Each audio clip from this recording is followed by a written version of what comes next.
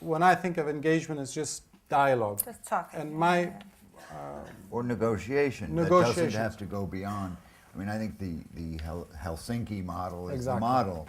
It's very clear that there is an arms control problem right now. And the arms control problem is how do you put enough restraints on Iran's nuclear facilities that are at some level legal. And we should be very clear on that. They are legal. It's making sure that we have the confidence that if they become transformed, we're going to know about it in enough time to react. That's what this whole business is about. That's called arms control.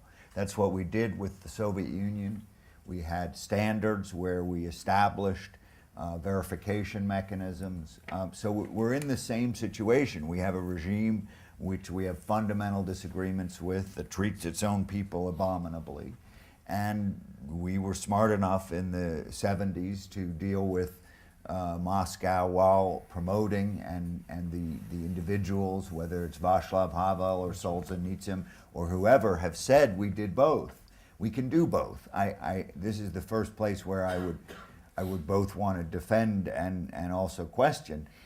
I don't think President Obama thought he was going to talk them into being nice guys, as your quote. You didn't quite say that, but it sort of implied. No, I actually did not say that. No, but you picked a quote where he was talking more to the Muslim world, not to the I have come here Iranians. to end the cycle of discord and mistrust. But he said that when I was listening to his speech for the 10th time. He said that exactly when he was talking about the Iranian regime. Right. And I don't think his intention was to sort of fix all of our problems with the negotiation. And I think that they've been very, very careful in what they've done. They've gone beyond the freeze of the Bush administration, which was the standing policy of the West. You freeze your systems, you freeze your enrichment, or else we sanction you.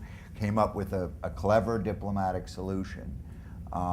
And they haven't yet achieved it, and they may never achieve it, and they probably won't achieve it. But I think that guys like Gary Seymour and the rest of them should be focused on dialogue with Iran, either through the IAEA or directly, or through the P5+1 or directly, to see whether there's an arms control solution that will give us time and confidence to avoid the terrible kind of choices that you put before us, while the President and the Secretary of State and the West and the United Nations and any institution that we have confidence in is doing all it can do legitimately to bring attention and support and help for those seeking their legitimate rights within Iran. But again, there's a place there where we have to be careful about, and that is, going beyond support and going to something that will be perceived as reminiscent of 1953. So we've got to get all these standards just right. It's not easy, and I think when it came to the support for the opposition and their rights in Iran, I don't think we've quite got that right yet. And the people in Iran, I mean, when I was there, they were very clear. I mean, they were very angry about the American administration not standing with them. I mean, it was, Obama, where are you? Are you going to support us? And I think that put a lot of pressure. And I think just listening to Karim and Jamie and your questions, what's absolutely clear is that even this Obama administration, which has gone further than others regarding Iran policy, does not know really what to do. Because it had one idea before June 12th, and after June 12th, that old idea of, oh my goodness, the regime is going to be overthrown, let's just stand back and watch it happen, is happening right now. So I think there's a kind of a paralysis. Frankly, I don't know, but I think there's a kind of paralysis about how to deal with Iran. And whether they should bank on the popular movement playing itself out and seeing if that helps them out by spontaneously overthrowing, or whether they should actually have some kind of creative policy, which I don't see much evidence of right now, because all sanctions and talking about bombing is the same old policy. Smart sanctions. Even if you say, we want to engage at the same time. But you talked about trust. No, because this is important. Right. You talked about trust. Jamie's talked about trust. Karim has. Every single time I go to Iran, and they talk about trust. Right. Every single time. I mean, it's a real two-way situation here. And there are real important people in Iran, very well connected, who do want to have a dialogue and better relations, and who've spelled it out, not publicly necessary, but to significant people exactly how it would go. But these hands have never been taken, these outstretched hands. So there is a persistent state over 30 years of mistrust and missed opportunities, Right. even though we see this administration trying to do differently. And so come back to the reason why I think is because there's still this hope that events inside will take care of the problem. There'll be an organic. Yeah, there'll be an revolution. organic change, and there might. Who knows? But Do you that's what I get a think. sense that Iran is on the brink? Well, look, I guess university, whether of professors, whether of students, their identification of all these people, their families, their well-being is threatened or worse, and it's still, for me, a question. How far are they going to go? What is the leadership? Is there a real plan, or will it one day just Fizzle out. implode of its own? Not fizzle out, Or implode, or implode just of its go own away. weight. I don't think it's going to go away. I don't You- think it's you going to don't go think- away. And that's what's going to be so interesting. I mean, again, the question is, do they want a revolution? Or Didn't do we have they this want... 10 years ago? But though, it's much Christian? more pronounced. It's Much much more more pronounced. It started under Khatami, Right. but this is much, much more pronounced. And the question is, do they want a revolution, which I can't hear people talking about? Right. Or do they want to reform, not just of the system, but they want things like freedom of expression, things like political parties, things like a real, democracy. And the jury is out. Right. I have many more questions, but I think I'm going to open it up to a Q&A if my panelists have time for a few questions. Please just bear in mind that time is of essence. Keep your questions short. Do not make comments, make questions. And please just share with us. Azita. Do you think America has the intelligence and the power to help the opposition? Yeah, there's no question we have the intelligence and the power. Whether we have the will is another question. But again, especially talking to this audience, it's not like the old days where we had the intelligence and the power and we could do it almost all by ourselves with a few actors that we could, orchestrate on the streets. Those days are gone.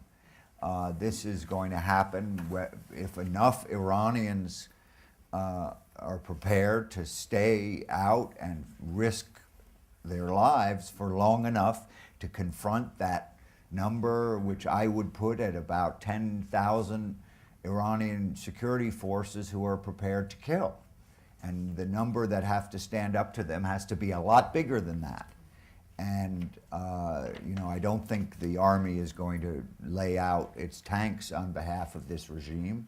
And I don't think the entire Republican Guard is going to kill for this regime.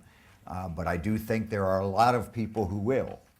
And so that is the determinant. The question for the United States is whether through our actions and our statements and our activities, we can keep them inspired. But if you mean intelligence to the CIA in 1953, we're not in that business anymore. It would be a huge mistake for us to try again. And even if we wanted to try, we couldn't do it. How about financial support? Well, it's tricky. As any one of the people and Karim knows these people and Christiane much better than I do, it's very tricky to provide money even in the most academic way to the organizations that they end up going into prison for. So I think the most important thing that we can do is when they're in prison and their guards are talking to them, what are they saying the United States is saying? What are they saying the Secretary General of the United Nations is saying? What are they saying the world is saying about them? And if you talk to people who've been in prison in these situations, whether it's in China or Czechoslovakia or Iran, it mattered to the most recent case in the Newsweek reporter to know that the Secretary of State had mentioned his case. And so that's the inspiration that we have to provide so that there are enough people in Iran who are prepared to stand up for their rights. It's not about us, you know, committing some action. We are just supposed to do enough and more than we've been doing to inspire them to fight for their own rights. I think it was really interesting to see how Obama changed his speech at the Nobel. The prepared text in the section on Iran and other human rights was that they should know that they have hope and history on their side. And he actually said something about hope and history have us on their side. And I think that was ad-libbed. Because That's it. bear At the witness, last their minute. previous standard that we're going to bear witness was not enough. Jill? Could you briefly talk about whatever it is that you know with respect to the relationship between the National Guard, the Revolutionary Guard? Revolutionary Guard, and also Ahmadinejad, or The Supreme Leader. the Supreme Leader, or the Council? National Security Council? Which council? Basically, it's complex, you know. The reality, I mean, Karim laid it out that over the last several years, most particularly under the presidency of Ahmadinejad, the Revolutionary Guard has become more and more empowered, and so have the Basij, which you've heard talk about. They're the militia of the Revolutionary Guard. They're the ones who have little cells and posts on campuses and all over the place. Excuse me? And they're very violent. Well, you've seen, yeah, they're the ones who go out and crack heads, but they could be more violent. I mean, it's not very violent. This is not Tiananmen Square. It's not yet. This is what's so interesting about all of this. It could be a lot more violent.